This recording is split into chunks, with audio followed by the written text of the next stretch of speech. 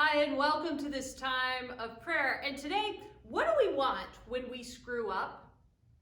Like, what happens? Like, we know we've screwed up or we suspect that we have. What do we want after that? Do we want it to just disappear? Are we embarrassed? Does it make us angry? Does it make us anxious? Do we try to make it right? How do we deal? How do we maneuver? What do we want when we've screwed up? So for today, Psalm 38, verses 1 through 4. Please, Lord, don't punish me when you are mad. Don't discipline me when you are furious. Your arrows have pierced me. Your fist has come down hard on me. There's nothing in my body that isn't broken because of your rage. There's no health in my bones because of my sin. My wrongdoings are stacked higher than my head. They are a weight that's way too heavy for me.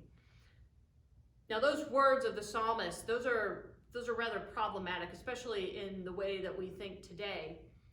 But what the psalmist is trying to convey is this sense that the psalmist is so consumed by what the psalmist has done wrong, by the things that have happened, that the psalmist feels like God is against him.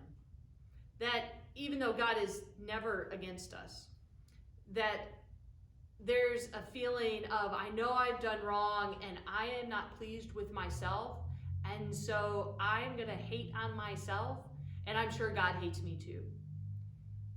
And what's interesting about that, the psalmist conveying that message, there's something very human about that message of sometimes we're really hard on ourselves, too hard on ourselves when we've screwed up, and we begin to isolate ourselves.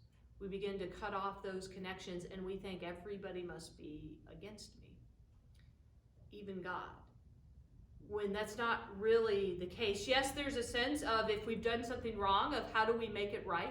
How do we move going forward? Do we need to apologize?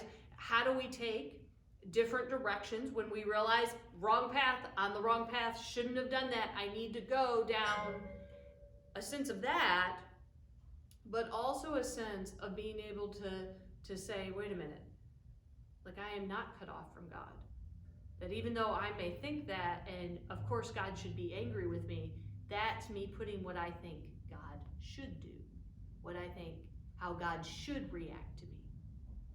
And so to really consider that about how hard we may be on ourselves when we've screwed up, about how we want to move forward, about how maybe we want to create an us versus them, or even like, how does that change for us, the relationship with God, even though God constantly shows up? And the psalmist is going to get back to that, of saying God's faithful love lasts forever, that even when I cry out, even when I screw up, God says, I am welcome home.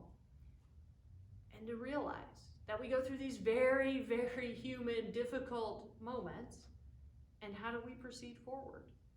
How do we go forward when we feel like we've screwed up and we got nothing left? We got nothing else. We've screwed up. Everybody should be angry at us.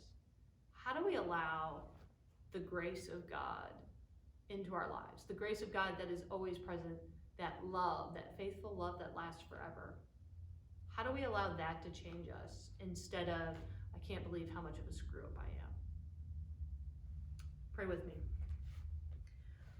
Oh God, as we recognize that we are human, that we screw things up, that we take wrong directions, help us, oh God, to be able to face those things, to understand the directions we may need to take, the things we may need to let go of, how we need to maybe change and move in our lives so that we are actually connected more closely with you. Oh God, as we recognize those things, or maybe we hold on to things that we shouldn't, we are too hard on ourselves sometimes. Help us to know your grace. Help us to allow space for that faithful love that lasts forever, and not to see you or understand you as one who is against us, but who is forever saying we are loved and forgiven. Amen. Have a good one.